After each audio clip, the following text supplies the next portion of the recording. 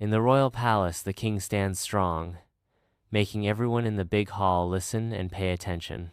Wearing shiny robes and a gold crown, the king gets ready to test his ministers, a playful sparkle in his eyes. The ministers come close, looking both ready and serious, as the king smiles and says, "I hope you're all ready for a little game?" With a playful look, the king asks one minister, "Tell me, is it true your son is a fool?" In the fancy throne room, the king looks around with a smile, ready to see who in his court is loyal and smart. The minister stutters, stuck in the king's tricky game, as the king asks, "Tell me, why did your son pick silver instead of gold?" The king smiles, showing his trick, and remembers his son saying, "Silver is for gentlemen, gold is for sellers."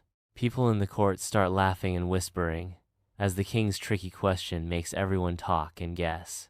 The minister returns to his humble abode, where a warm glow of lamplight welcomes him, hinting at the solace within. A young boy runs to hug his dad, his big smile showing pure, happy joy. The minister, with concern etched on his face, asks, "Son, tell me about your meeting with the king today.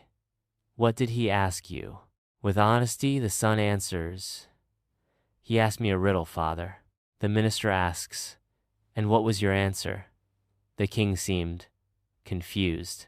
The son answers honestly, "I told him the truth answer, father." The minister, feeling more worried, asks, "The truth? But it seemed foolish, child. Why did you say that?"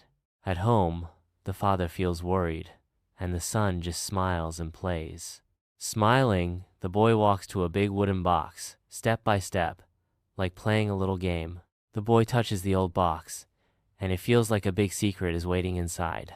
Father asked, "Why do you always tell the king that silver is better?" The boy opened the big box. Inside, it was full of shiny silver coins, sparkling like treasure.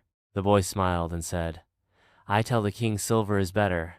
He laughs and gives me a shiny silver coin every day. Each coin is like a little secret I keep." In their quiet home, the minister looked at his son, surprised and amazed. The minister laughed out loud, filling the room with joy, as he saw how clever his son really was. The minister smiled and said softly, "You are very smart for someone so young, my son." In the big hall of the palace, the minister brought news that made everyone stop and listen. The prince had done something very bold. The king burst out laughing, and soon everyone in the palace was laughing with him.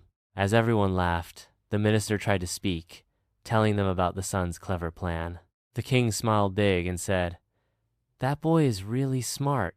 He knows how to make great plans." Sitting in the warm sunlight on his fancy throne, the king's eyes sparkled with fun. With a big smile, the king said, "The minister's son tricked me. He is really smart." The king admired and said with a smile, "Yes, he is very clever." From that day on, the king admired the boy's intelligence even more. In the busy kingdom market, the minister's son walked happily. The silver coins in his pocket made a jingling sound like music.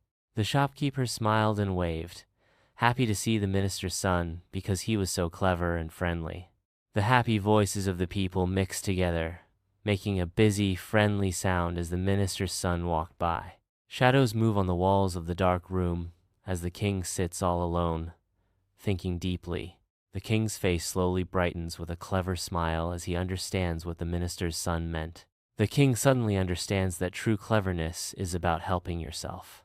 In the dim light of the minister's home, a chest is full of shiny silver coins, showing a secret plan. The minister's son, lit by candlelight, hides his silver coins with a smile, happy with his clever plan. The coins sparkle in the light, showing the son's tricky success.